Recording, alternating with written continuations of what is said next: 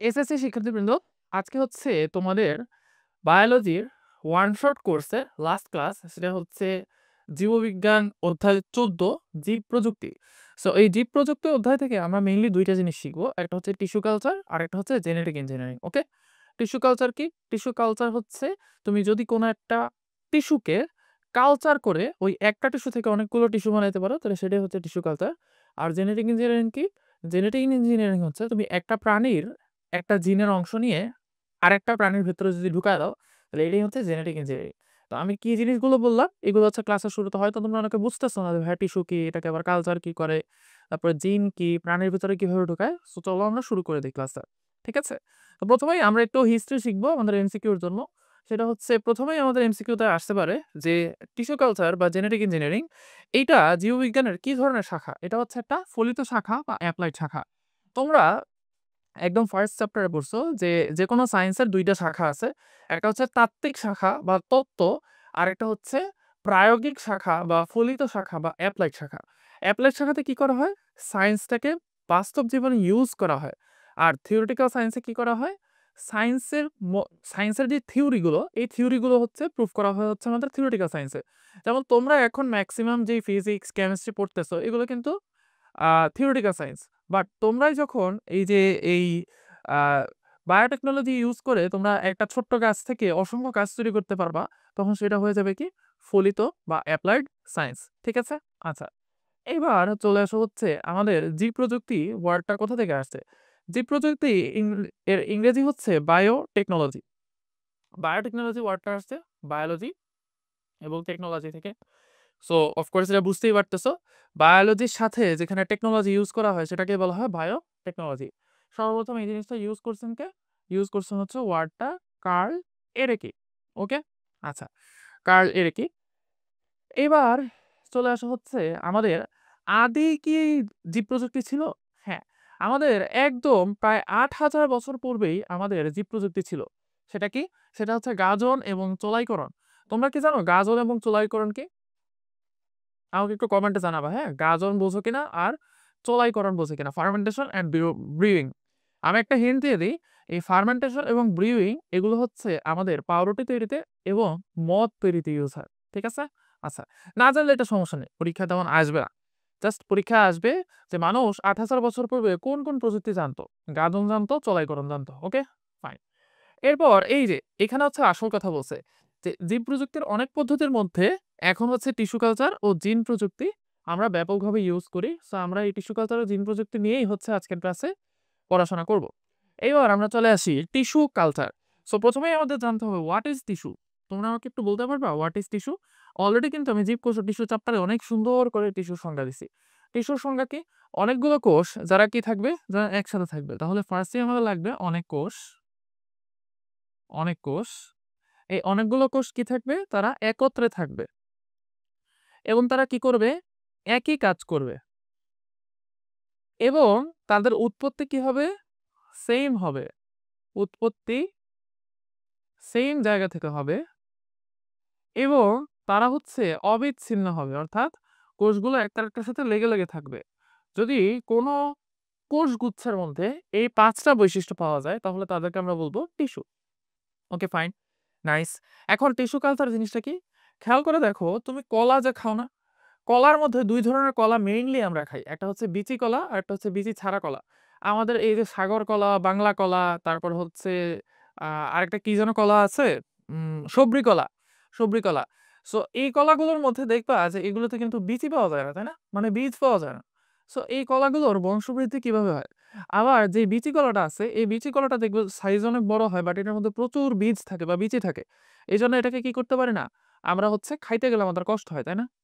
So কি করা হয়েছে, ওই সাগর কলা, তারপর হচ্ছে সবরি কলা, এগুলোর থেকে হচ্ছে বীজটাকে সরায় ফেলা হয়েছে। এখন বীজ সরায় ফেললে সমস্যা হচ্ছে, একটা গাছ প্রজনন করে কিসের মাধ্যমে? বীজের মাধ্যমে। সো তুমি ফল থেকে বীজই সরাই দিছো, তাহলে এটার প্রজনন তুমি কেমনে করবা? সেটা প্রজনন করার জন্য আমাদের সায়েন্টিস্টরা হচ্ছে একটা ওয়ে খুঁজে পেয়েছেন। সেটা হচ্ছে, ধরো এটা হচ্ছে একটা কলা পাতা। ওকে, মোটামুটি একটা সুন্দর কলা পাতা হয়ে গেছে। সো এই কলা পাতা থেকে তুমি কি করবা? ছোট্ট একটু টিস্যু নিবা। ধরো এইটুকু জায়গা থেকে তুমি কি করছো? জাস্ট এই পার্টটুকু নিছো। ওকে, এবার তুমি এই পার্টটুকু থেকে ল্যাবরেটরিতে কয়েক লাখ কলা গাছের চারা তৈরি করতে পারবা, যেটা হবে হুবহু একদম সেম এই কলার মতো। এটাই টিস্যু কালচার। টিস্যু মানে কি? টিস্যু মানে হচ্ছে এটা। আর কালচার, এই কালচার মানে হচ্ছে যত্ন নেয়া। তার মানে তুমি যদি টিস্যুকে যত্ন নাও, তাহলে তুমি কি করতে পারবা? এই টিস্যু থেকে হচ্ছে অসংখ্য নতুন উদ্ভিদ তৈরি করতে পারবা। সেটাকে বলা হয় হচ্ছে আমাদের এই টিস্যু কালচার। এখন আমাদের এই টিস্যু কালচারের জন্য কি লাগবে? টিস্যু কালচারের জন্য আমাদের ২ টা ওয়ার্ড জানতে হবে। একটা হচ্ছে মেরিস্টেম আর একটা হচ্ছে এক্সপ্লান্ট। ওয়ার্ডটা ভালো করে খেয়াল করো। একটা হচ্ছে মেরিস্টেম আর একটা হচ্ছে এক্সপ্লান্ট। মেরিস্টেম কাকে বলে? এইটা যারা হচ্ছে আমাদের ইন্টারমিডিয়েটে পড়ো, ইন্টারমিডিয়েটে যখন তোমরা যাবা তখন দেখবা ভাজক টিস্যু বলে একটা কথা আছে। মেরিস্টেম কথাটার মানে হচ্ছে ভাজক টিস্যু। তাহলে মেরিস্টেম মানে কি? মেরিস্টেম মানে হচ্ছে ভাজক টিস্যু। আচ্ছা, ভাজক টিস্যু কাকে বলে? এটা তো নিশ্চয়ই জানো। যে সকল টিস্যু কি করতে পারে? কোষ বিভাজন করতে পারে, তাদেরকে বলা হয় ভাজক টিস্যু। একটু আমাকে কমন সেন্স খাটায় বলো তো, ভাজক টিস্যুর কোষ কোথায় পাওয়া যাবে সবচেয়ে বেশি? গাছের গোড়ায় না গাছের আগায়? অফকোর্স গাছের যে আগাটা আছে ওইখানে ভাজক টিস্যু কোষ সবচেয়ে বেশি পাওয়া যাবে। মূলের যে অগ্রভাগের অংশ সেটাতে ভাজক টিস্যু সবচেয়ে বেশি পাওয়া যাবে, কারণ এদিকে বৃদ্ধি হচ্ছে। গাছের একদম উপরের অংশ হচ্ছে ভাজক টিস্যু সবচেয়ে বেশি পাওয়া যাবে, কারণ এদিকে বৃদ্ধি হচ্ছে। তো এই যে ভাজক টিস্যু আছে না, এই ভাজক টিস্যুকে বলা হয় মেরিস্টেম। ওকে, ফাইন। এখন তুমি টিস্যু কালচার করতে চাচ্ছ, মানে তুমি একটা টিস্যু থেকে অসংখ্য গাছ বানাইতে চাইছো। তাহলে তুমি কি স্থায়ী টিস্যু নিবা না ভাজক টিস্যু নিবা? স্থায়ী টিস্যু কি? ভাজক টিস্যু উল্টা হচ্ছে স্থায়ী টিস্যু, যেই টিস্যু বিভাজিত হইতে পারে না, সেটাকে বলা হয় স্থায়ী টিস্যু। এখন তুমি বলো, তুমি কি ভাজক টিস্যু নিবা না স্থায়ী টিস্যু নিবা? অফকোর্স তোমার যেহেতু একটা টিস্যু থেকে অনেকগুলো গাছ তৈরি করতে হবে, তোমার অবশ্যই ভাজক টিস্যু লাগবে। সো তুমি কি করবা? এই ভাজক টিস্যু থেকে একটা অংশ নিবা টিস্যু কালচারের জন্য। এই ভাজক টিস্যুর মধ্য থেকে তোমার যেই অংশটা তুমি টিস্যু কালচারের জন্য নিবা, যেই অংশটাকে টিস্যু কালচারের জন্য তুমি কেটে ফেলবা ভাজক টিস্যু থেকে, সেই কাটা অংশটাকে আমরা বলি হচ্ছে এক্সপ্ল্যান্ট। বোঝা গেছে? প্লান্ট মানে গাছ, আর হচ্ছে এক্স মানে হচ্ছে কেটে ফেলা। তাহলে তুমি ভাজক টিস্যুর যে অংশটা কেটে ফেলতেছো আমাদের টিস্যু কালচারে ইউজ করার জন্য, সেই জিনিসটাকে আমরা বলি এক্সপ্ল্যান্ট। ঠিক আছে? অনেকের এই মেরিস্টেম আর এক্সপ্ল্যান্টে ইন্টারমিডিয়েটে গিয়েও ব্যাস লাগিয়েছে, ভাই মেরিস্টেম কোনটা আর এক্সপ্ল্যান্ট কোনটা। ঠিক আছে? আচ্ছা, এবার দেখো আমি একটা মজার জিনিস বললাম যে তুমি একটা গাছের পাতার ছোট্ট একটু অংশ নিয়ে সেটার মতো কয়েক লক্ষ গাছ বানায় ফেলতে পারো। তাহলে এই যে দেখো, একটা গাছের পাতার কিছু কোষের ক্ষমতা আছে কি পুরো একটা গাছ বানায় ফেলার না? জিনিসটা এরকম মজার যে ধরো তোমার যদি আমি একটা আঙ্গুলের ছোট্ট অংশ কেটে নেই, এই আঙ্গুলের ছোট্ট অংশটা দিয়ে আমি কি করতে পারবো? তোমার মতো হুবহু একটা মানুষ বানায় ফেলতে পারবো। তাহলে এই যে এই ক্ষমতা, যে একটা জীবের দেহের ছোট্ট একটা অংশ নিয়ে পুরো জীবটাকে বানায় ফেলার ক্ষমতা, এই ক্ষমতাটাকে বলা হয় টটিপোটেন্সি। কি বলা হয়? টটিপোটেন্সি। এই যে টটিপোটেন্ট কথাটা আছে না, সেটা আসলে টটিপোটেন্সি থেকে। আর স্টেম সেল মানে হচ্ছে যেই কোষ যে কোনো কোষে পরিণত হইতে পারে। স্টেম সেল মানে হচ্ছে এমন একটা কোষ যেটা যে কোনো কোষে পরিণত হইতে পারে। ঠিক আছে? তুমি যদি চাও স্টেম কোষ তোমার চোখ গঠন করবে, তুমি চাইলে তোমার লিভার গঠন করবে, তুমি যদি চাও স্টেম কোষ তোমার হচ্ছে হার্ট গঠন করবে, তুমি যদি চাও স্টেম কোষ হচ্ছে তোমার লাংস গঠন করবে। ঠিক আছে? আচ্ছা, তো টটিপটেন্সি জিনিসটা আমরা বুঝতে পারলাম যে একটা ছোট্ট কোষ থেকে যদি আমরা একটা পুরো প্রাণী তৈরি করে ফেলতে পারি, তাকে বলা হয় টটিপটেন্সি। যেমন এটার সবচেয়ে সহজ উদাহরণ তোমরা দেখতে পারো টিকটিকিতে। টিকটিকির আমরা ছোটবেলা থেকে কি দেখে আসছি? টিকটিকির যদি লেজ কেটে যায় ওই জায়গায় আবার লেজ গজায় না? তার মানে টিকটিকির ওই জায়গায় কি আছে? স্টেম সেল আছে। ঠিক আছে? আচ্ছা, টটিপটেন্সির আরো সুন্দর উদাহরণ দেখবা তোমরা ইন্টারমিডিয়েট ওঠে, ওখানে দেখবা হাইড্রা নামে একটা প্রাণী আছে। ওটা তুমি যেভাবেই ওটারে কাটো না কেন, হাইড্রাকে ২ ভাগ করে দিলে হাইড্রার মাথার অংশ থেকে নতুন একটা প্রাণী তৈরি হবে, লেজের অংশ থেকে আবার নতুন একটা প্রাণী তৈরি হবে। ঠিক আছে? এই জিনিসগুলো অনেক ইন্টারেস্টিং আরকি। বায়োলজির এই চ্যাপ্টারটা তোমাদের লাস্টের দিকে দেয়া আছে। এবার এই চ্যাপ্টারটা হচ্ছে তোমাদের এই বায়োলজির মধ্যে সবচেয়ে মজার চ্যাপ্টার। কারণ এটা দিয়ে তুমি অ্যাকচুয়ালি রিয়াল লাইফে কিছু একটা করতে পারবা বায়োলজির। এই প্রাণীর শ্রেণীবিন্যাস, গরু কোন পর্বের প্রাণী, তারপরে হচ্ছে তোমার এই হাইড্রা কোন পর্বের প্রাণী, এগুলো কিন্তু তোমার রিয়েল লাইফে কোনো ইউজ নেই।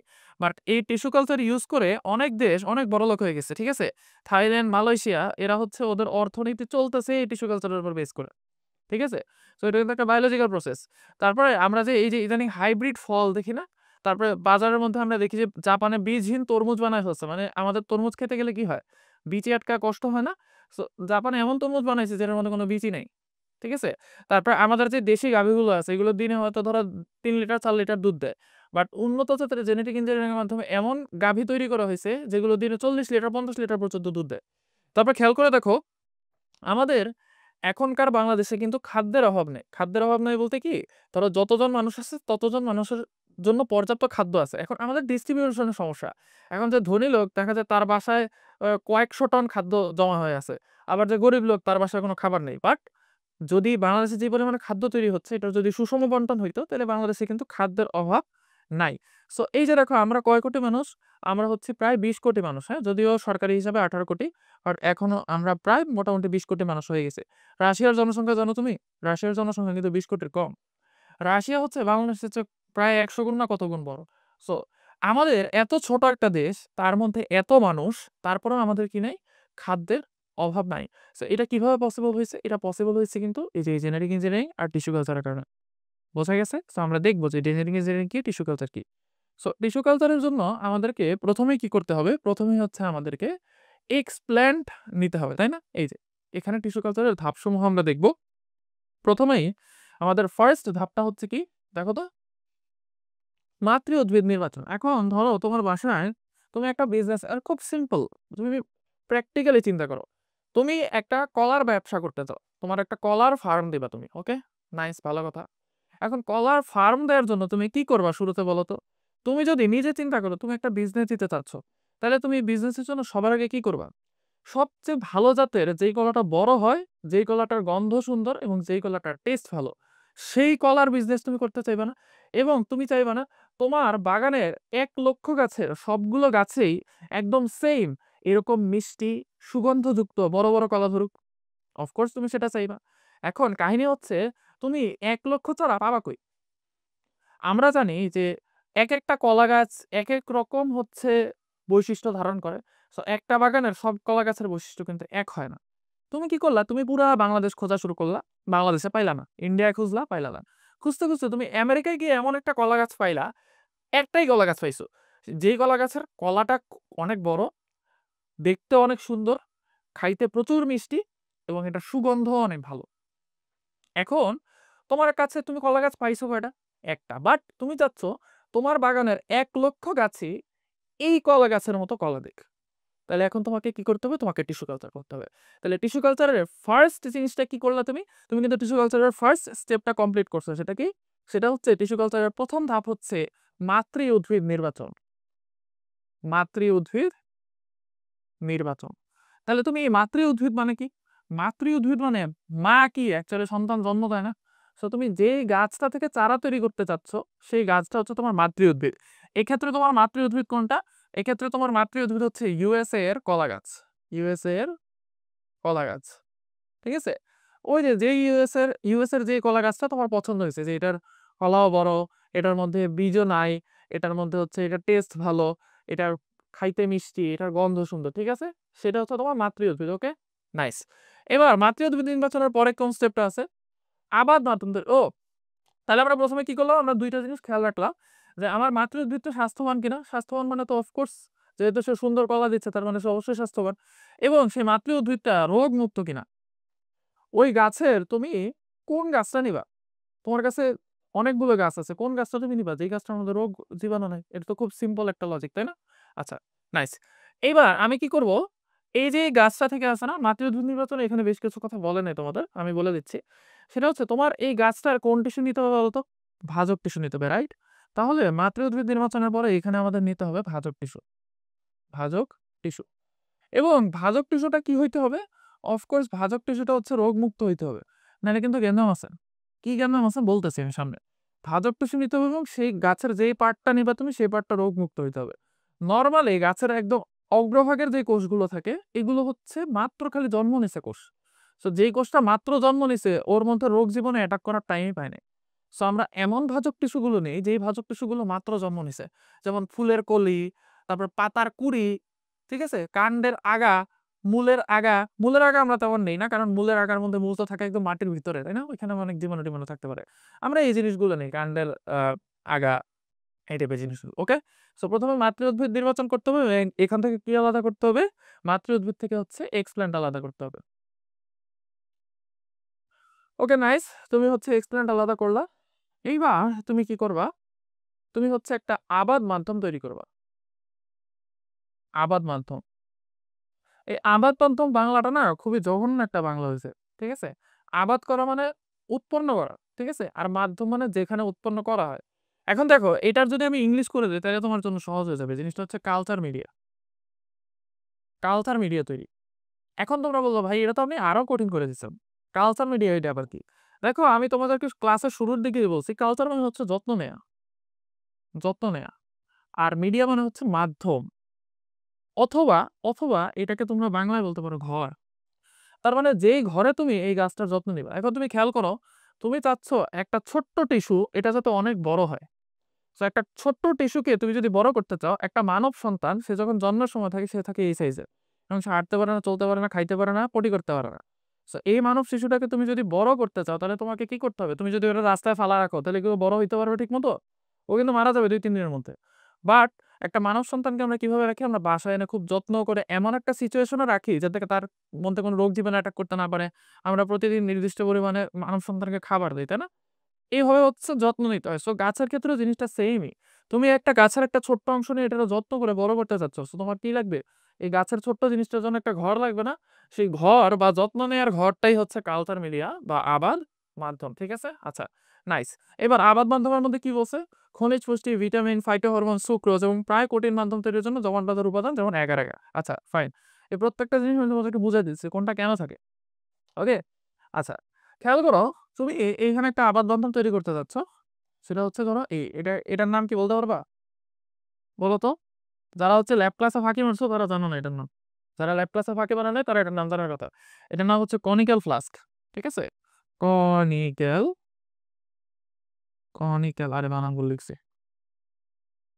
কনিক্যাল ফ্লাস্ক, বাংলায় লিখি ফ্লাস্ক।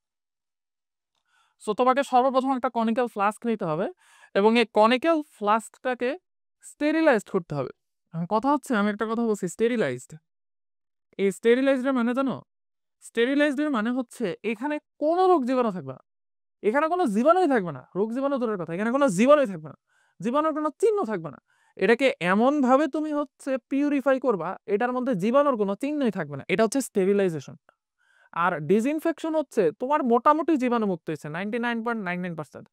আর স্টেরিলাইজেশন হচ্ছে তোমার 100% জীবাণু মুক্ত করতে হবে, একদম 0.0000001% জীবাণু থাকলে ওটাকে আমরা স্টেরিলাইজড বলবো না। স্টেরিলাইজ হইতে হলে 100% জীবাণু মুক্ত হইতে হবে। ঠিক আছে?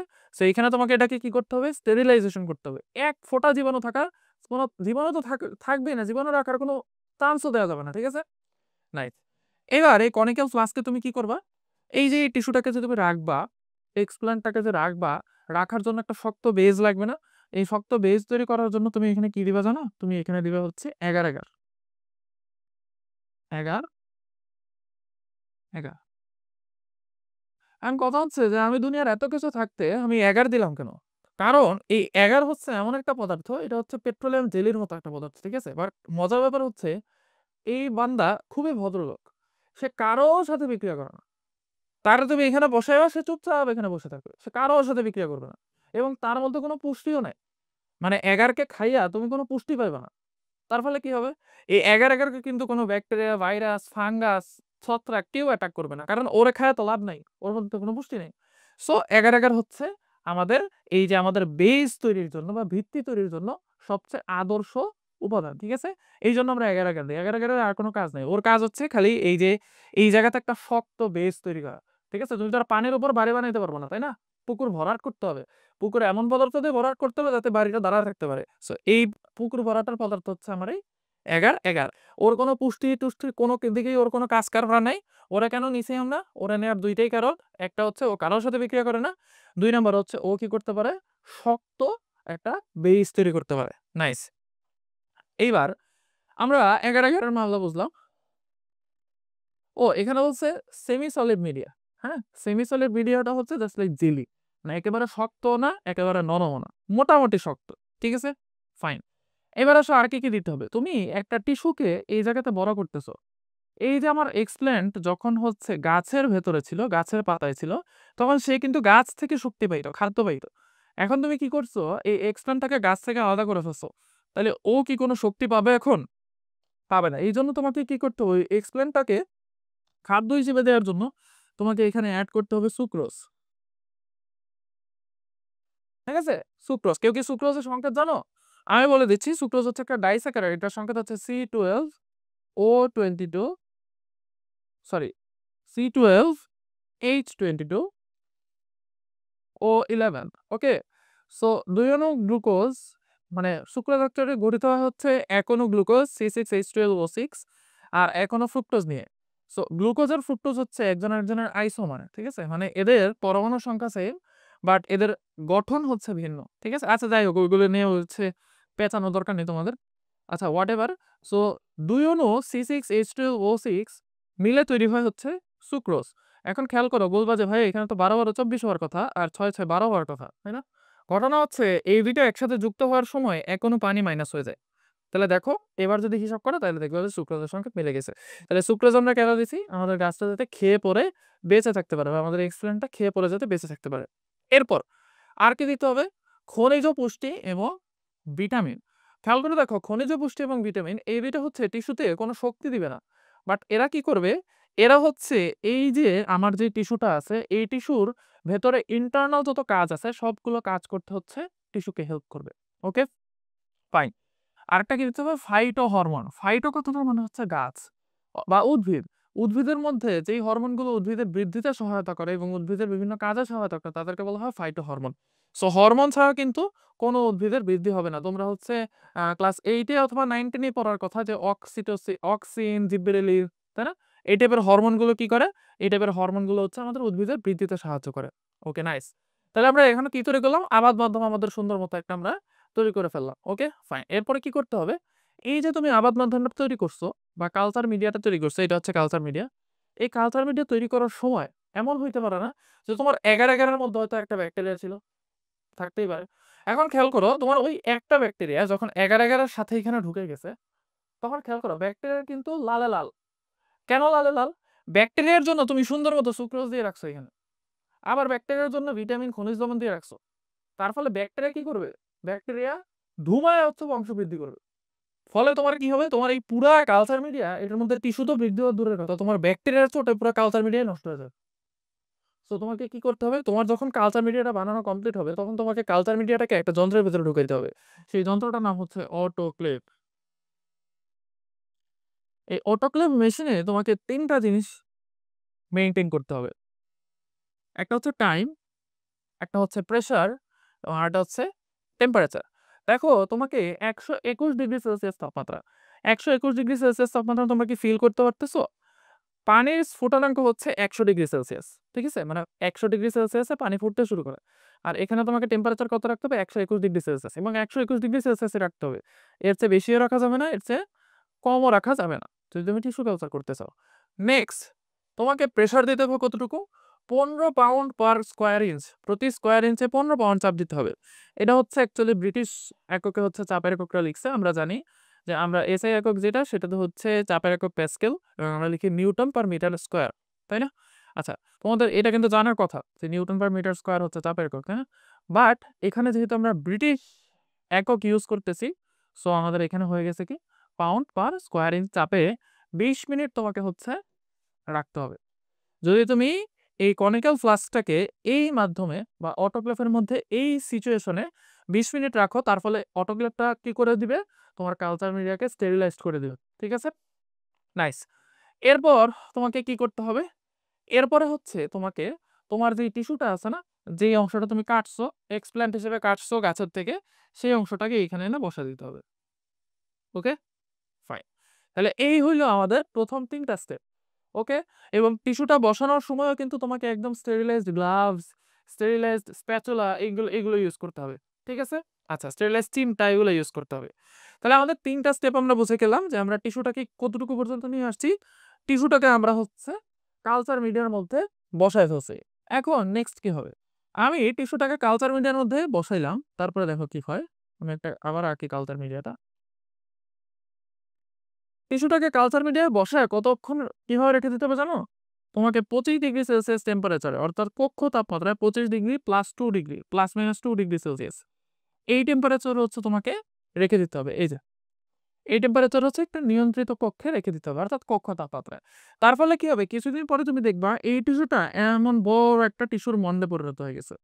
অর্থাৎ কোষগুলো কি হয়েছে? বিভাজিত হয়ে হয়ে একটা বড় মন্ডে পরিণত হয়ে গেছে। এখন ঘটনা হচ্ছে এই মন্ডকে বলা হয় কেলাস। কেলাস।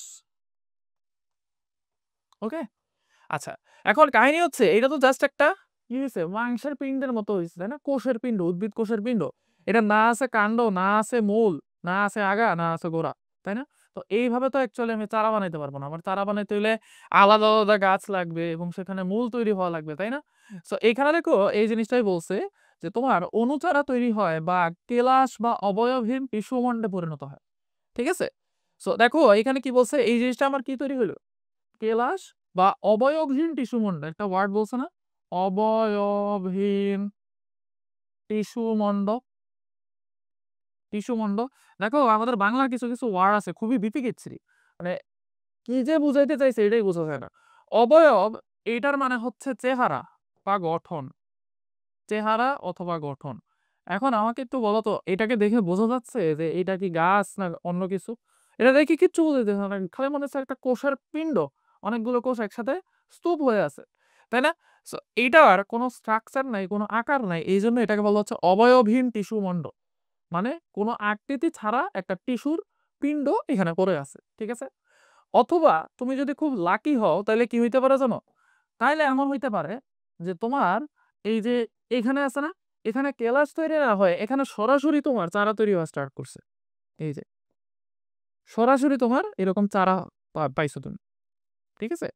সো এই যে সরাসরি যে চারাগুলো তৈরি হয় এগুলোকে বলা হয় অণুচারা। তাহলে আমরা এখান থেকে কি শিখলাম? এখান থেকে শিখতেছি যে যখন তুমি এই কালচার মিডিয়ার মধ্যে এক্সপ্ল্যান্টটাকে রাখবা কিছুদিন, তখন তুমি দুইটা জিনিস রেজাল্টে পাইতে পারো। একটা পাইতে পারো যে সরাসরি তোমার চারা তৈরি হয়ে গেছে, তাহলে তুমি খুবই লাকি। এবং এই সরাসরি চারাগুলোকে বলা হয় অণুচারা, বা এগুলো কিন্তু চারার চেয়ে খুব ছোট, এই জন্য এদেরকে বলো অণুচারা বা প্ল্যান্টলেট। প্ল্যান্টলেট। আর এমন হইতে পারে যে তোমার চারা তৈরি হয় নাই বাট একটা কোষের মণ্ড তৈরি হয়েছে, এই জিনিসটাকে বলা হয় মণ্ড বা কেলাস বা অবয়বহীন টিস্যু মণ্ড। ঠিক আছে, আচ্ছা ফাইন। এখন আমি ওই যে বললাম আমাদের তো কেলাস বানার একটা বসে থাকলে হবে না, তাই না? সবসময় তো আর এই যে ভাগ্যের উপর ভরসা করে বসে থাকলে হচ্ছে আমাদের জন্য কষ্ট হয়ে যেতে পারে, তাই না? So, আমাদের এখানে কি করতে হবে যে এই কেলাসটা থেকে আমাদেরকে হচ্ছে চারা তৈরি করতে হবে, সেটার জন্য কি বলছে বলো? মূল উৎপাদক মাধ্যমে স্থানান্তর। তোমার এখানে কোষের মণ্ড আছে বাট এখানে কিন্তু মূল নেই, সো তুমি এটাকে কি করবা? তুমি এটাকে হচ্ছে ট্রান্সফার করবা, তুমি এটাকে ট্রান্সফার করবা আরেকটা হচ্ছে মাধ্যম, আরেকটা কালচার মিডিয়া। এই যে এখানেও সেম জিনিস, তুমি এগার এগার দিবা, তুমি এটার মধ্যে সুক্রোজ দিবা, তুমি এখানে ভিটামিন দিবা, ফাইটো হরমোন দিবা, খনিজ লবণ দিবা, সবই দিবা। বাট তার সাথে আরো একটা এক্সট্রা জিনিস অ্যাড করবা, সেই এক্সট্রা জিনিসটা কি বুঝতে পারছো? এই এক্সট্রা জিনিস যেটা অ্যাড করবা এটা হচ্ছে মূল তৈরির হরমোন। মূল তৈরির হরমোন। তাহলে আমাদের প্রথম কালচার মিডিয়া আর সেকেন্ড কালচার মিডিয়ার মধ্যে ডিফারেন্স কি? সেকেন্ড কালচার মিডিয়াতে আমাদের কি আছে? মূল তৈরির হরমোন আছে। এবার তুমি কি করবা জানো? তুমি এই কেলাসটাকে কেটে কেটে ছোট ছোট ভাগ করে এইখানে তুমি বসাই দিবা। এই যে, এই যে, ঠিক আছে? বসাই দিছো, ওকে? সো এটাই বলছে যে সমস্ত উদ্ভিদ উৎপন্ন চারা গাছে কি করতে হবে? তাদেরকে মূল উৎপাদনকারী আবাদ মাধ্যমে স্থাপন করা হয়েছে, ঠিক আছে? মূল উৎপাদনকারী আবাদ মাধ্যম কি আহামরি কিছুই না, এটা একদম হুবহু আমাদের প্রথম আবাদ মাধ্যমের মতো, প্রথম কালচার মিডিয়ার মতো। এক্সট্রা হিসেবে এটার মধ্যে কি আছে? মূল তৈরির হরমোন দেয়া আছে। এর ফলে কি হবে তোমরা আমাকে বলো? এর ফলে হচ্ছে কিছুদিন পরে কি হবে? আচ্ছা এখানে একটা স্টেপ স্কিপ করছে। এটার পরে কিছুদিন পরে তুমি কাহিনী দেখবে এরকম। এই হচ্ছে আমাদের মূল তৈরির মাধ্যম।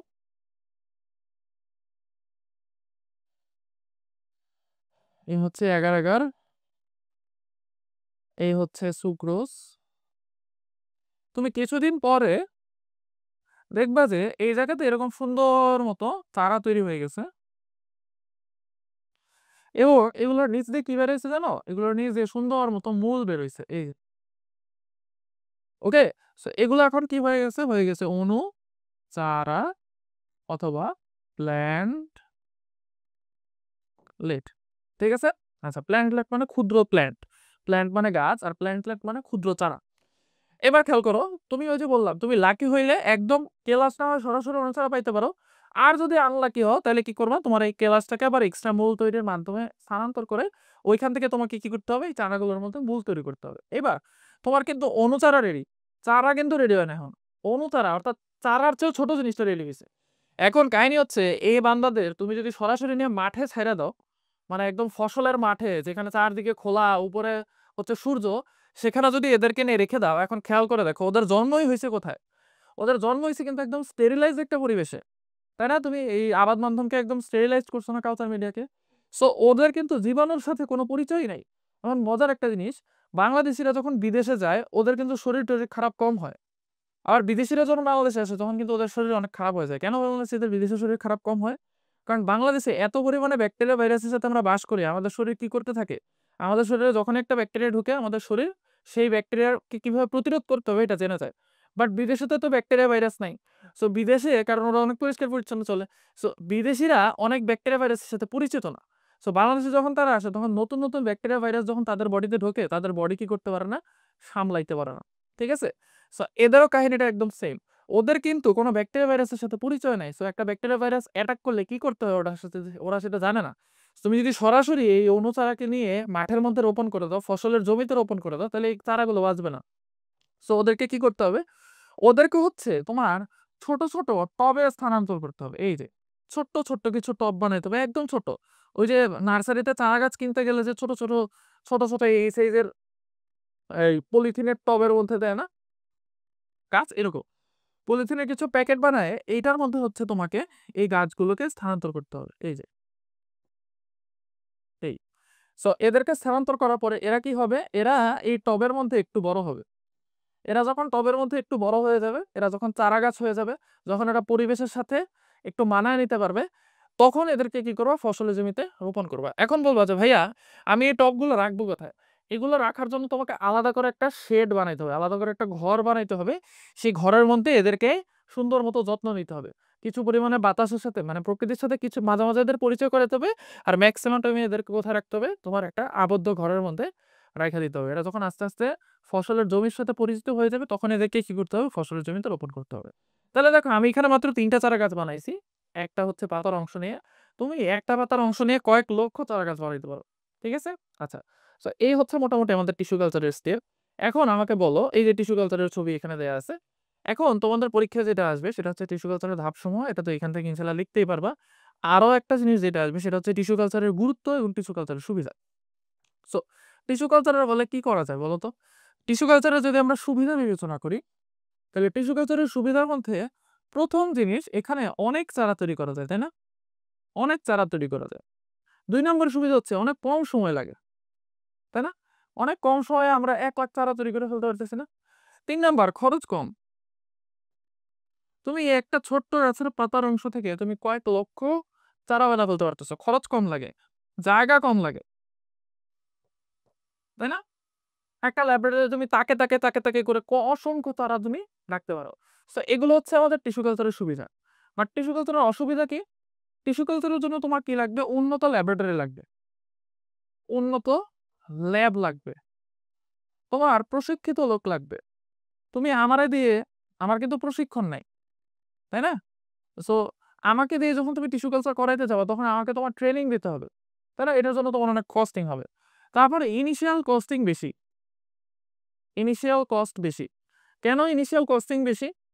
ইনিশিয়াল কস্টিং হচ্ছে তোমার ল্যাবরেটরি বানাতে টাকা লাগবে না, তোমার এই টিস্যু কালচারের কালচার মিডিয়াম বানাতে টাকা লাগবে না, তোমার একজন বিজ্ঞানী ভাড়া করতে টাকা লাগবে না। সো তোমার টিস্যু কালচারের শুরুর দিকে কি কস্টিং বেশি, ঠিক আছে? সো এইগুলো হচ্ছে অসুবিধা।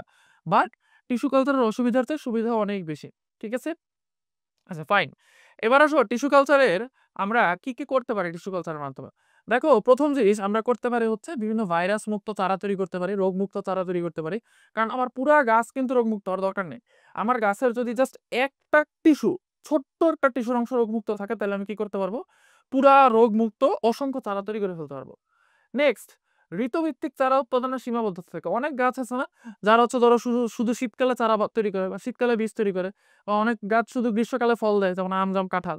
সো এদের টিস্যু কালচারের মাধ্যমে আমরা শীতকালে হচ্ছে এদের চারা বানাইতে পারবো।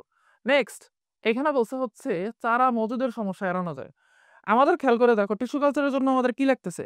খুবই ছোট ছোট পলিথিনের টব লাগতেছে। সো এগুলো কি অসংখ্য টব একটা ছোট্ট ঘরের মধ্যে রাখা যায়। সো আমাদের চারা মজুদ করতে বা চারা জমা রাখতে তেমন কোনো সমস্যা হয় না। এরপর যে সকল উদ্ভিদ বীজের মাধ্যমে বংশ বিস্তার করে না, ওই যে আমি তোমাদের ক্লাসে শুরুতেই তো বললাম সাগরকলা, ওর বীজ বলতে গেলে নাই। সো এটার আমরা টিস্যু কালচারের মাধ্যমে কি করতে পারি, প্রজনন করাইতে পারি। দেন বিলুপ্তপ্রায় উদ্ভিদ উৎপাদন, তোমরা জানো কিনা জানি না, বাংলাদেশের তালি পাম নামে একটা গাছ ছিল। গাছটার নাম কি? তালি পাম। এই তালি পাম গাছটা পুরা পৃথিবীর মধ্যে মাত্র দুইটা ছিল, একটা ভারতের কলকাতায় আর একটা হচ্ছে বাংলাদেশের ঢাকা বিশ্ববিদ্যালয়। সো ওই গাছটার একটা সমস্যা হচ্ছে, ও 76 বছর পর পর শুধুমাত্র ফল দেয়, এবং যেইবারই ফল দেয় সেইবারই সে মারা যায়। সো এই গাছটাকে যদি সংরক্ষণ করতে চাই আমরা, তাহলে আমরা কি করতে পারবো, আমরা টিস্যু কালচারের মাধ্যমে সংরক্ষণ করতে পারবো। ঠিক আছে, ওকে। এরপর জর্জ মোরেল উনি আবিষ্কার করে দেখছেন যে সিম্বিডিয়াম নামক একটি মেরিস্টেম থেকে, মেরিস্টেম মানে হচ্ছে ভাজক টিস্যু, সিম্বিডিয়াম হচ্ছে একটা অর্কিড। অর্কিড হচ্ছে ক্লিব লিঙ্গ জাতীয় গাছ, অর্থাৎ এই অর্কিডের কোনো পুংলিঙ্গ নাই, স্ত্রীলিঙ্গ নাই। সো এই অর্কিড কি করতে ইউজ হয়, অর্কিড হচ্ছে দেখতে ফুলের মতো। সো এটা দিয়ে হচ্ছে বিভিন্ন ঘরবাড়ি সাজানো হয়। তাহলে ফুল দিয়ে ঘরবাড়ি সাজানো হয় আর অর্কিডের মধ্যে, অর্কিড দিয়ে ঘরবাড়ি সাজানোর মধ্যে ডিফারেন্স কই? অর্কিডের সুবিধা হচ্ছে অর্কিড সহজে পচে না। একটা ফুল যদি একদিন সতেজ থাকে, তাহলে একটা অর্কিড 10 দিন সতেজ থাকে। ঠিক আছে, এই জন্য অর্কিডকে বেশি ইউজ করা হয় বিদেশে বিভিন্ন ফুলের জায়গায় আর কি। তো জর্জ মোরেল দেখছে, ফরাসি বিজ্ঞানী উনি একজন, যে 1 বছর প্রায় 40,000 চারা পাওয়া সম্ভব শুধুমাত্র গাছের একটা টিস্যু থেকে। ঠিক আছে, আচ্ছা। এরপরে এই যে এখানে বলছে যে থাইল্যান্ডের টিস্যু কালচারের মাধ্যমে অর্কিডের চারা তৈরি করা হয় অনেক। তারপরে সিঙ্গাপুর, মালয়েশিয়াতে পাম তেল, আমাদের হচ্ছে ম্যাক্সিমাম এই রেস্তোরাঁগুলোতে যে তেলটা ইউজ করা হয় এটা হচ্ছে পাম তেল। ঠিক আছে, পাম গাছ থেকে যে তেলটা তৈরি করা হয়, এই মালয়েশিয়া এই অয়েল পাম বা তেলের পামের বংশবৃদ্ধির জন্য ওরা কি ইউজ করে, টিস্যু কালচার পদ্ধতি হচ্ছে ইউজ করে। ঠিক আছে, সো তোমরা এটা জাস্ট রিডিং দিয়ে দিবা। এইবার আমাদের দেশে কি কি জিনিস তৈরি করা হয়েছে, সেটার মধ্যে হচ্ছে এই জিনিসটা সবচেয়ে ইম্পর্টেন্ট, চন্দ্রমল্লিকা গ্ল্যাডিওলাস লিলি কার্নেশন। চন্দ্রমল্লিকা গ্ল্যাডিওলাস লিলি কার্নেশন, এই নামটা একদম মুখস্থ করে ফেলো। পরীক্ষায় আসে যে আমাদের ফুল উৎপাদনকারী কোন কোন চারা টিস্যু কালচারের মাধ্যমে ইউজ করা হয়, চন্দ্রমল্লিকা, গ্ল্যাডিওলাস, লিলি, কার্নেশন। ঠিক আছে, আচ্ছা। এবার আমরা চলে আসি জেনেটিক ইঞ্জিনিয়ারিং। তোমরা জিন বলতে কি অলরেডি বুঝছো, আমাদের ডিএনএর যেই অংশে আমাদের বিভিন্ন বৈশিষ্ট্য লেখা থাকে তাকে বলা হয় জিন। জিনটা একটু বলে দেই, ধরো এটা হচ্ছে তোমার ডিএনএ, এটা হচ্ছে তোমার ডিএনএ, ডাবল স্ট্র্যান্ডেড ডিএনএ। এই ডিএনএ ধরো এইটুকু অংশে লেখা আছে যে তোমার চোখের বৈশিষ্ট্য কেমন হবে, এইটুকু অংশে লেখা আছে তোমার নাকটা কিরকম হবে, এইটুকু অংশে লেখা আছে তোমার কণ্ঠ কিরকম হবে। ঠিক আছে, সো এই ডিএনএর যেই অংশের মধ্যে কোন একটা কিছু লেখা থাকে যে তোমার শরীরের কোন জিনিসটা কিরকম হবে, সেই জিনিসটাকে আমরা বলি হচ্ছে জিন। ওকে, আচ্ছা, নাইস। এখন ধরো তোমার একটা গাছ তুমি পাইলা, এটা ধরো একটা আম গাছের জিন। ঠিক আছে, আম গাছের ডিএনএ, আম গাছের ডিএনএ এটা হচ্ছে mango DNA, mango deoxyribonucleic acid.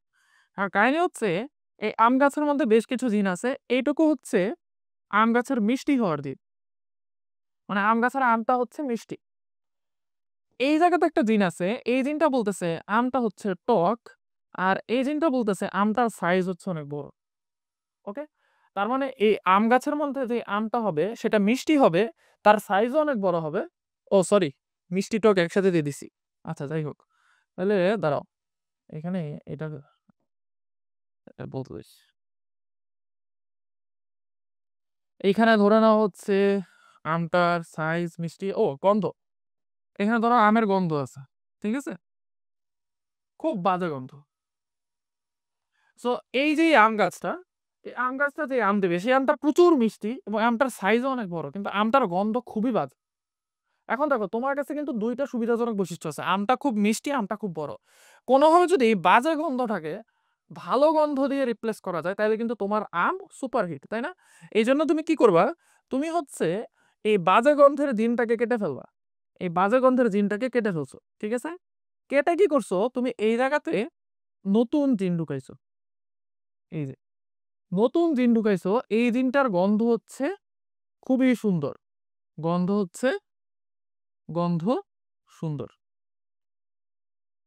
ঠিক আছে, তাহলে তুমি কি করলা, এই আম গাছের জিনটাকে সরাই দিয়ে, যে জিনটা তোমার অর্থনৈতিকভাবে ক্ষতিকর সেই জিনটাকে সরাই দিয়ে তুমি একটা ভালো জিন এটার ভিতরে ঢুকাই দিলা।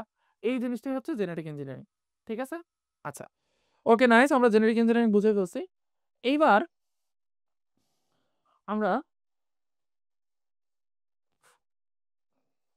দেখবো যে এই রিকম্বিনেন্ট ডিএনএ জিনিসটা আসলে কি। রিকম্বিনেন্ট ডিএনএ, দেখো রিকম্বিনেন্ট মানে হচ্ছে রিকম্বিনেন্ট ডিএনএ। সোজা কথায় তুমি এই যে জিনটা চেঞ্জ করছো না, ওর জিন চেঞ্জ করে তুমি নতুন একটা জিন নিয়ে আসছো না, ফলে এই ডিএনএটা কি আম গাছের আগের ডিএনএর মতো আছে? নাই। এটা কি নতুন এক ধরনের ডিএনএ হয়ে গেছে না আম গাছের? এটাই হচ্ছে রিকম্বিনেন্ট ডিএনএ। তার ফলে জেনেটিক ইঞ্জিনিয়ারিং এর ফলে তোমার যে ডিএনএটা তৈরি করো তুমি, সেটাকে বলা হয় রিকম্বিনেন্ট ডিএনএ। ঠিক আছে? আচ্ছা, এখন আসো হচ্ছে এই রিকম্বিনেন্ট ডিএনএ আমরা কিভাবে ইউজ করি বা কিভাবে তৈরি করি, সেটার জন্য আমাদের কি করতে হবে? প্রথমে প্রথমে হচ্ছে তোমার যেই গাছটার জিন তুমি চেঞ্জ করতে চাও সেই গাছটা তুমি নিবা। সো আমি প্রথমে কি করলাম, এই যে এখানে একটা আম গাছের কোষ নিলাম। এটা হচ্ছে আমার আম গাছের কোষ। ঠিক আছে? আচ্ছা, আমি তো নিউক্লিয়াস বড় করি একটা এই যে, এটা ধরো আম গাছের নিউক্লিয়াস। ঠিক আছে? এখন এই আম গাছের নিউক্লিয়াসের মধ্যে আমি কি করতে চাই? আমি হচ্ছে এই যে এই পার্টটুকু আমি হচ্ছে সরাইতে চাই, তাই না? সো আমি প্রথমে আম গাছের জিন নিব, দেন আমি এইখান থেকে হচ্ছে আমার যে কাঙ্ক্ষিত জিনটা আছে সেটা নিব। আমার কাঙ্ক্ষিত জিনটা কি? এই যে এই ছোট্ট অংশটুকু। ঠিক আছে? আচ্ছা, এটা বড় হয়ে গেছে বেশি। সো এটা হচ্ছে আমার ওই যে ওই আম গাছটা। এই আম গাছটার উপরে আছে হচ্ছে কি জিন? মিষ্টির জিন। নিচে আছে আম গাছের আম বড় হওয়ার জিন, বাট মাঝখানে আছে বাজে গন্ধের জিন। এখন আমি কি করতে চাচ্ছি? আমি এই অংশটাকে সরাইতে চাচ্ছি। ঠিক আছে? বাজে গন্ধের জিনটাকে সরাইতে চাচ্ছি। সো আমি এখানে কি করব? আমি একটা ভালো আম গাছ থেকে আমার এই যে সুগন্ধের জিনটা আমি নিয়ে আসবো। তাহলে এই যে সুগন্ধের জিন হচ্ছে আমি নিয়ে আসছি। ঠিক আছে? নাইস। এইবার আমি কি করব? আমার ডি এই যে এইখানকার যে আম গাছের জিনটা আছে না? এটাকে আমি আম গাছ থেকে আলাদা করব। সো আম গাছ থেকে আলাদা করে, আম গাছের কোষ থেকে আলাদা করে এই যে ডিএনএটাকে আমি এখানে আনলাম।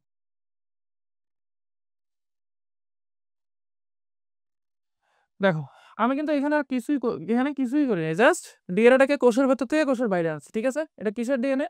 এটা হচ্ছে আম গাছের ডিএনএ। এটা হচ্ছে আম গাছের কোষ, আম কোষ, আম কোষ তো না, আম গাছ কোষ।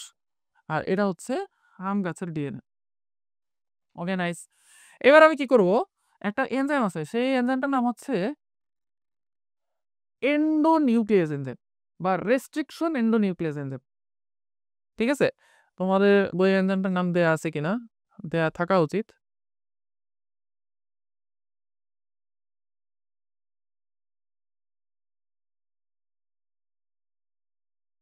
আচ্ছা, এখানে নাই, আমি বলে দিচ্ছি নামটা।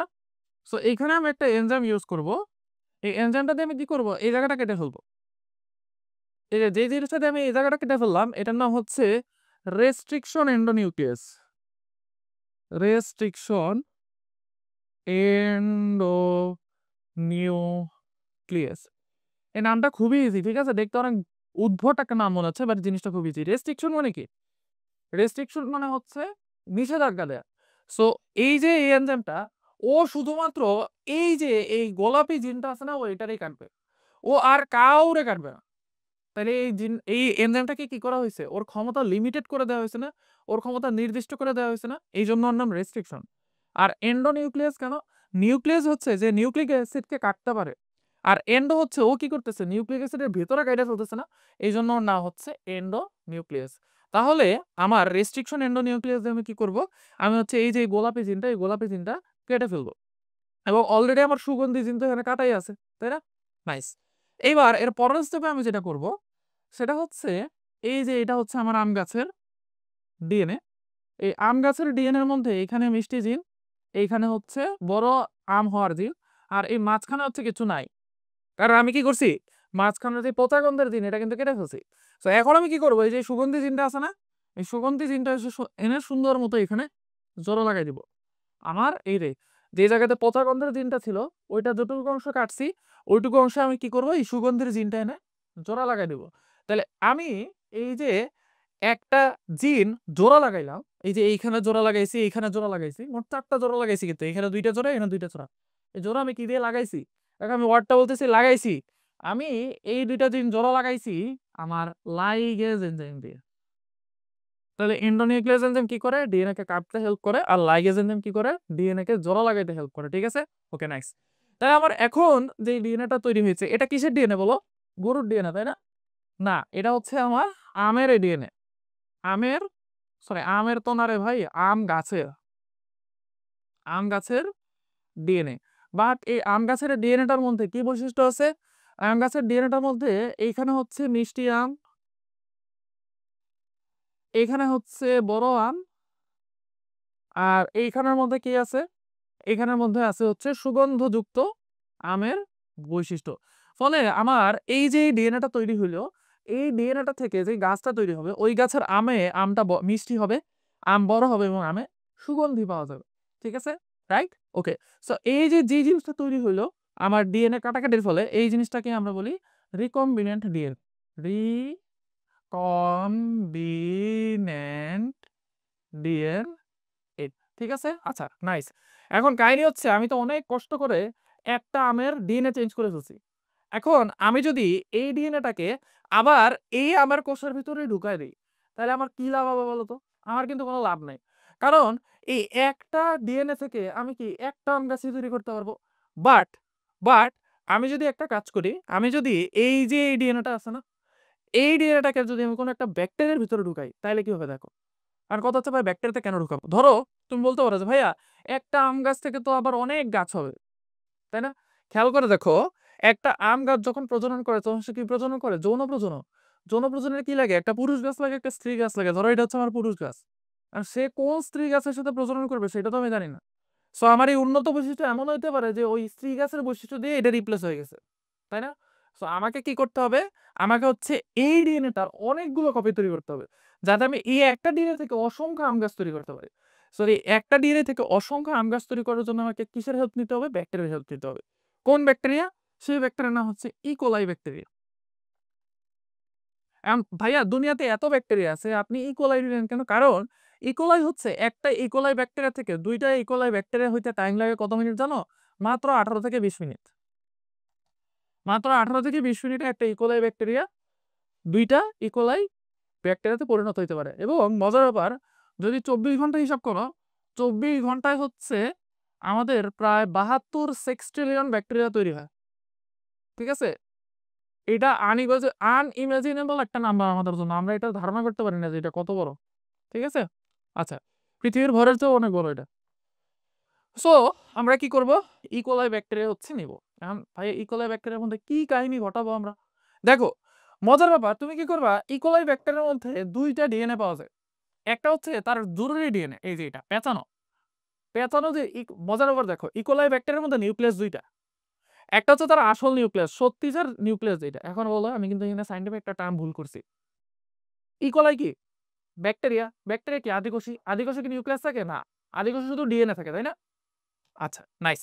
তো ইকোলাই এর দুইটা ডিএনএ, একটা হচ্ছে এরকম পেঁচানো অবস্থা থাকে, এটা হচ্ছে ওর মেইন ডিএনএ, মেইন ডিঅক্সিরিবোনিউক্লিক অ্যাসিড। আর আরেকটা ডিএনএ থাকে যেটা হচ্ছে এরকম গোল, এটাকে বলা হয় প্লাজমিড। মজার ব্যাপার হচ্ছে এই প্লাজমিড ছাড়াও ইকোলাই বাঁচতে পারে, বাট প্লাজমিড ইকোলাইয়ের মধ্যে এক্সট্রা হিসেবে থাকে। ঠিক আছে, নাইস। এখন একটা ইকোলাই যখন দুইটা ইকোলাইয়ে পরিণত হয়, তখন দুইটা ইকোলাইয়ের মধ্যে এখানেও প্লাজমিড এখানেও প্লাজমিড, প্লাজমিডটাও দুই ভাগে ভাগ হয়, আর আসল ডিএনএটা হচ্ছে দুই ভাগে ভাগ হয়। বোঝা গেছে? দেখো এই জায়গায় কিন্তু আমরা একটা চিকনা বুদ্ধি পেয়ে গেছি। আমার ইকোলাই যখন দুইটা কোষে ভাগ ভাগ হইতেছে, বা একটা ইকোলাই থেকে দুইটা ইকোলাই তৈরি হচ্ছে, তখন কিন্তু একটা প্লাজমিড থেকে আবার দুইটা প্লাজমিডও তৈরি হচ্ছে। আবার এই প্লাজমিড ছাড়াও ইকোলাই বাঁচতে পারে, তার মানে এই প্লাজমিডটাকে আমরা ইউজ করতে পারি। আমরা যদি কোনোভাবে আমাদের এই যে জিন মহাশয় আছে বা এই ডিএনএ মহাশয় আছে, এই ডিএনএটাকে যদি কোনোভাবে আমরা এই ইকোলাইয়ের ভিতরে ঢুকাই দিতে পারি, ইকোলার প্লাজমিডের মধ্যে ঢুকাই দিতে পারি, তাহলে ইকোলার প্লাজমিড যখন দুইটা প্লাজমিডে পরিণত হবে, সাথে সাথে সে কি করবে? আমার এই জিনটাকে নিয়েও দুইটা কোষে পরিণত, দুইটা জিনে পরিণত হবে, তাই না? সো এই জায়গাতে দেখো আমরা কি করব?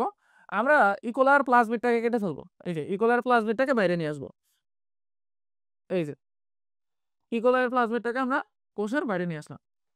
Okay nice. এবার বলো ইকোলার প্লাজমিডটাকে আমরা কি করব? ইকোলার প্লাজমিডটাকে আমরা কেটে ফেলবো। কি দিয়ে কাটবো? ওই যে ওই রেস্ট্রিকশন এন্ডোনিউক্লিয়াস। এবং কাটার পরে কি করব? আমাদের এই যে এই ডিএনএটা আছে না, রিকম্বিনেন্ট ডিএনএ, এই রিকম্বিনেন্ট ডিএনএ মহাশয়কে আমরা এখানে লাগাই দেব। ওকে, এই যে আমাদের রিকম্বিনেন্ট ডিএনএ এখানে আমরা লাগাই দেব। এরপরে কি করব? এরপরে সুন্দর মতো যে ইকোলাই থেকে প্লাজমিড বাইর করছিলাম না, ওই ইকোলাইয়ের ভিতরে সুন্দর মতো প্লাজমিডটা আমরা ঢুকাই দেব, এই যে। এই যে ইকুয়ালের ভিতরে কি করব, এই প্লাস বিনটাকে ঢুকাই দেব। এই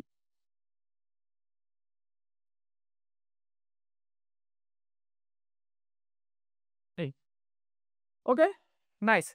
এবার এই কোলাই যখন সে 18 থেকে 20 মিনিট পর পর যখন ডাবল হইতে থাকবে সংখ্যা, তখন এই প্লাস বিনটার সাথে সাথে আমাদের কোষের যেই কোষের মধ্যে যেই ডিএনএটা আমরা ঢুকাই দিছি, সরি প্লাস বিনের মধ্যে যে ডিএনএটা আমরা ঢুকাই দিছি সেটাও কি হতে থাকবে, সংখ্যায় ডাবল হইতে থাকবে। ঠিক আছে, তার ফলে এক সময় গিয়ে আমাদের দেখা যাবে কি এখানে হচ্ছে অসংখ্য হচ্ছে এই সেম জিন তৈরি হয়েছে। তারপরে আমরা কি করবো, এই জিনটাকে ইউজ করে হচ্ছে আমরা অসংখ্য গাছের চারা তৈরি করতে পারবো।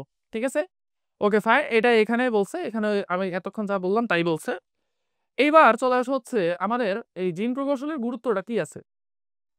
এক নম্বর হচ্ছে আমাদের শস্য উন্নয়নে, আমাদের এই যে বিটি বেগুন, বিটি, তারপরে হচ্ছে ভুট্টা, বিটি সুতা বা বিটি তুলা, এই জিনিসগুলো হচ্ছে ব্যাসিলাস থুরিঙ্গিয়েন্সিস নামক একটা ব্যাকটেরিয়ার জিন হচ্ছে ঢুকাই দেওয়া হয়েছে এইসব ফসলে।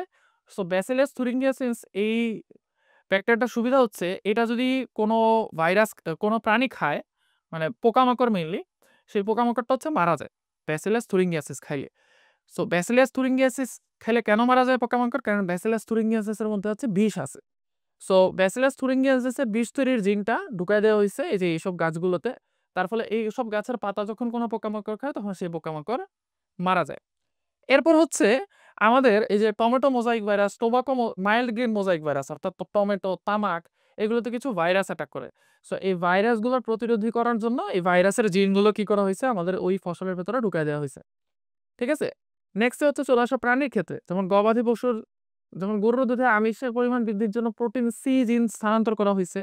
দেন হচ্ছে ভেড়ার পশমের মান বৃদ্ধির জন্য ব্যাকটেরিয়ার দুইটা জিন, যেমন সিস ই এবং সিস এম, এই দুইটা হচ্ছে ভেড়ার জিনোমে স্থানান্তর করা হয়েছে। মৎস্য উন্নয়নে হচ্ছে বিভিন্ন বৃদ্ধি হরমোন ইউজ করা হচ্ছে, এগুলো হচ্ছে হরমোন তৈরির জিন হচ্ছে মাছের ভেতরে ঢুকাই দেওয়া হয়েছে। তার ফলে মাছের শরীরেই হচ্ছে গ্রোথ হরমোন তৈরি হইতেছে। ঠিক আছে, চিকিৎসা ক্ষেত্রে, চিকিৎসা ক্ষেত্রে হচ্ছে ই কোলাই থেকে আমরা কি ইনসুলিন তৈরি করতে পারি, তারপর ইস্ট থেকে হচ্ছে ইনসুলিন তৈরি করতে পারি, এগুলোই হচ্ছে এখানে বলছে। দেন হচ্ছে পরিবেশ সুরক্ষায়, পরিবেশ সুরক্ষায় হচ্ছে সিউডোমোনাস নামক একটা ব্যাকটেরিয়া আবিষ্কার করা হয়েছে, যেটা কি করতে পারে, যেটা হচ্ছে আহ তেল খেয়ে ফেলতে পারে। ঠিক আছে, তেলটাকে খেয়ে ফেলো না, অ্যাকচুয়ালি ওরা তেলটাকে ভেঙে ফেলতে পারে। ওকে, সো এই হচ্ছে আমাদের চ্যাপ্টার 14 বায়োলজির এটা ক্লাস। সো ইনশাল্লাহ ইন্টারমিডিয়েটে তোমাদের সাথে দেখা হবে। আমি সাদমান আবরার, আমি পড়াশোনা করছি স্যার সলিমুল্লাহ মেডিকেল কলেজে, যদি এটা ক্লাসের শুরুতে বলা উচিত ছিল, বাট আমাদের টিচাররা পরিচয়ের চেয়ে হচ্ছে ক্লাসটা কতটুকু তোমরা বুঝতে পারলা সেটা বেশি important. So hopefully one shot ক্লাসে আমি যেই চ্যাপ্টারগুলো নিয়েছি এবং আমাদের অন্যান্য টিচাররা যেই ক্লাসগুলো নিয়েছেন, তোমরা সবগুলো ক্লাস বুঝতে পেরেছো। তোমরা আমাদের এসএস ফিউচার স্কুলের সাথেই ইনশাল্লাহ থাকো, এবং যখন তোমরা ইন্টারমিডিয়েটে ভর্তি হবে তখন আমরা আশা করবো যে তোমরা আমাদের কাছে আবার একাডেমিকের জন্য আসবে। ঠিক আছে, তাহলে আমি এসএসসি 2025 ব্যাচের ওয়ান শট ক্লাস থেকে আজকে বিদায় নিচ্ছি।